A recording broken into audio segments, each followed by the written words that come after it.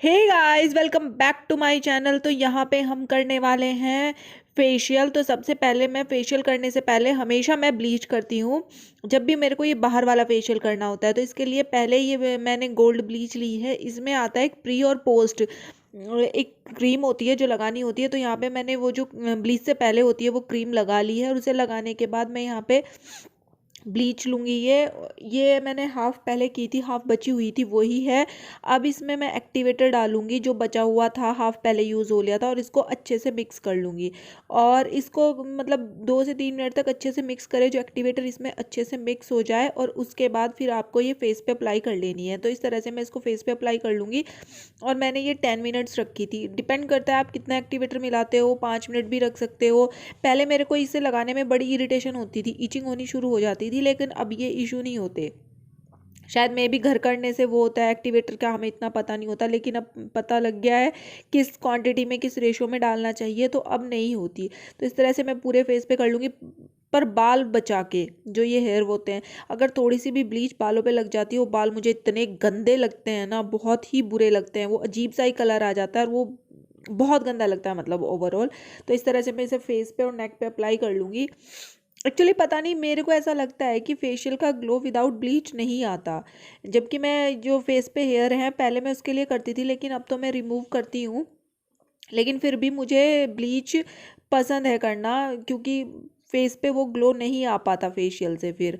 और कोई बोलता है ना कि ब्लीच से प्रॉब्लम होती है, ब्लीच फेस के लिए अच्छी नहीं होती। मेरे वो केस में ऐसा नहीं है। मैं करती हूँ तो मेरे को ऐसा चीज़ का कोई बैड इफ़ेक्ट आज तक तो दिखाई नहीं दिया।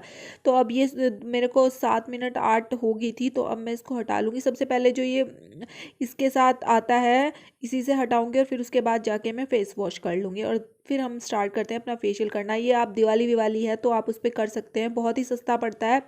मेरे को ये किट पड़ा था 190 में, ऑफर में मिला था। वैसे इसका शायद प्राइस होता है 290 या 300 समथिंग, लेकिन मेरे को ये 190 में पड़ गया था। और मैं इससे 3 बार आराम से कर लूँगी।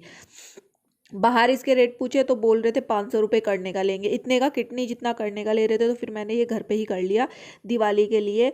तो अब इसका पहला स्टेप है स्क्रब। इसमें 4 स्टेप आते हैं टोटली। तो फर्स्ट है इसका स्क्रब। तो मैं इसको स्क्रब को हाथ पे ले लूँगी, और अच्छे से दो दो क्या, मैंने 1 ही मिनट करी थी, क्योंकि वैसे भी मैं फेस पैक वगैरह यूज़ करती रहती हूँ। तो इतना अगर आप हफ्ते में करते हैं तो आपको 2 मिनट करना चाहिए। और डेली बेसिस पे तो खैर मेरे हिसाब से स्क्रबिंग डेली बेसिस पे नहीं करनी चाहिए। मेरे को थोड़े से ना ब्लैक हेड्स तो नहीं है, बट मेरे फेस पे ना वाइट हेड्स आ जाते हैं ये नाक के आसपास। तो उनके लिए मैं स्क्रब कर लेती हूँ। हफ्ते में मैं 1 ही बार करती हूँ। वैसे कभी कभी 15 दिन भी हो जाते हैं, क्योंकि जब हम कोई नेचुरल फेस पैक यूज़ कर रहे होते हैं तो ऐसा सच फेस पे कोई इतनी इम्प्योरिटीज़ नहीं होती कि हमें बार बार स्क्रबिंग करने की ज़रूरत पड़े। और मैं बाहर के प्रोडक्ट ज़्यादा नहीं यूज़ करती, बस स्किन केयर में यूज़ करती हूँ। तो अब इस तरह से मैं स्क्रब कर लूँगी हल्के हाथों से, और उसके बाद हम फेस धुल लेंगे अपना जाके।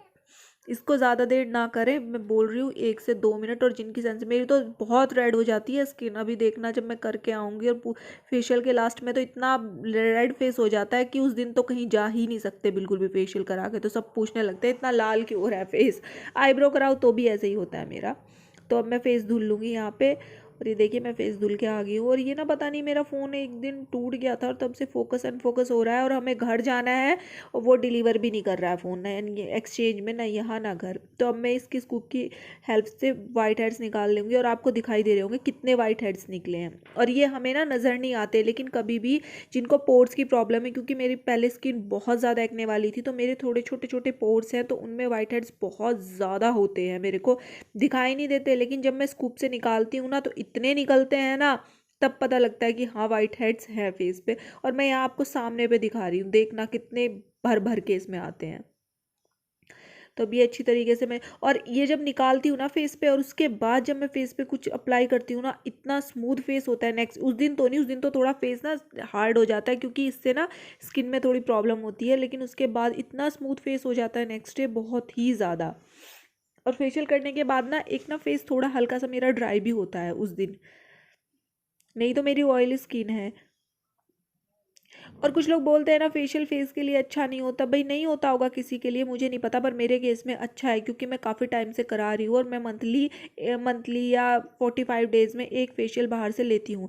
जब मैं हैदराबाद में रहती थी वहाँ मेरे साथ की थी एक, वो बहुत अच्छा करती थी यार, और यहाँ बैंगलोर में जब से आई ना एक भी अच्छा फेशियल करने वाली मिली ही नहीं है। उसके बाद इसका आता है जेल, इसकी मसाज इन्होंने लिखा हुआ है 2 से 3 मिनट। एक्चुअल में क्या है, ये मैंने लिया था और इसको मैंने तब तक अप्लाई किया जब तक कि स्किन में अच्छे से सोकिन नहीं हो गया।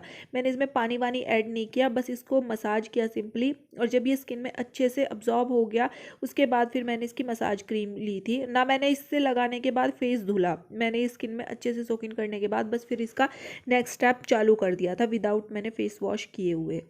और ये बहुत रिलैक्सिंग है। और मैं पता नहीं, जब से मैं हैदराबाद में गई हूँ और वो हमारे साथ वाली करती थी तब से मैं उससे यही कराती हूँ थी, लोटस वाला ही। उसके पास मैंने पहली बार लोटस का कराया था और इतना अच्छा इफेक्ट दिया था ना, वो इतनी अच्छा करती थी यार, यहाँ नहीं मिल रही हैदराबाद में। तो ये अच्छे से स्किन में सोकिन हो गया है। आप अपने हिसाब से अपने फेस की मसाज कर ले, मैं यहाँ थोड़ा स्किप कर करके दिखा रही हूँ तो फिर आपको लोगों को इतना नहीं पता लगेगा, लेकिन सबको पता है अपवर्ड डायरेक्शन में मसाज करनी चाहिए। आज के टाइम में कोई भी इतना अनवेयर नहीं है, सबको पता होता है, सबको सबको इतना पता होता है कि कैसे करना है कैसे नहीं करना।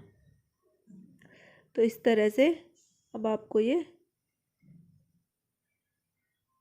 अब इसका थर्ड स्टेप आता है, ये है क्रीम। इसका सबसे ज़्यादा बोरिंग स्टेप होता है क्योंकि इसकी मसाज 15 मिनट करनी पड़ती है। अगर कोई और करे फेशियल तो ये सबसे अच्छा स्टेप है, लेकिन अगर आप खुद कर रहे हैं तो ये सबसे बोरिंग स्टेप है, बिकॉज 15 मिनट फेस की रेगुलर कॉन्टीन्यूसली मसाज करना it's very very boring and tough as well.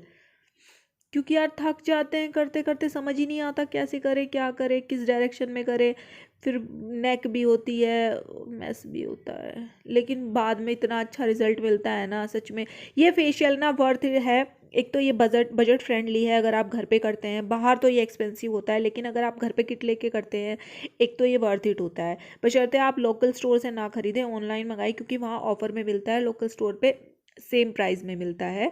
तो आप ऑनलाइन ही मंगाएं और उसके बाद इसको करके देखें। मुझे मतलब मैंने इतने महंगे महंगे फेशियल कराए ना, मुझे इस फेशियल का बहुत ही अच्छा रिजल्ट मिला है। एक इसका, एक बायोटिक वाले का। बायोटिक वाला भी मैंने उन्हीं से कराया था, उसका और इसका रिजल्ट अमेजिंग है, अमेजिंग। तो यहाँ पे मैं स्किप कर करके दिखा रही हूँ। ये मैंने 15 मिनट की थी, 15-16 मिनट ऐसे ही की थी। और उसके बाद आपको ये अच्छे से मसाज करने के बाद फेस धुल लेना है। आपके पास मसाज रोलर हो ना तो उससे भी कर सकते हैं, मेरे पास है, पर मैंने सिर्फ आलस की वजह से नहीं किया, कौन उसे धुलेगा। क्योंकि मैं उसको ना जब वो शीट मास्क यूज़ करती हूँ तो मैं उसको तब यूज़ करती हूँ। बाकी इसमें मेरे को वो ज़्यादा अच्छे से वॉश करना पड़ता, तो इस आलस में मैंने यूज़ नहीं किया। पर आप उससे भी करेंगे तो बहुत अच्छा रहता है। वो जेड मसाज रोलर आते हैं, देखे होंगे आप लोगों ने, वो फेस के लिए ना, जो फेस पे रिंकल विंकल है कुछ नहीं आने देते। तो इस तरह से आप ये ना, लोटस के फेशियल मेनली होते हैं पिगमेंटेशन वालों के लिए, और इसके 3 आते हैं शायद, एक गोल्ड होता है, एक सिंपल पर्ल होता है और एक ये डायमंड होता है। मेरे पास ये गोल्ड वाला है और इसका रिजल्ट हमेशा ही मुझे बेस्ट मिला है। तो यहाँ पे मैंने फेस वॉश कर लिया और अब आप मेरे फेस की हालत देखो, बिल्कुल लाल हो गया है, और जबकि मैंने बहुत ही हल्के हाथों से किया है।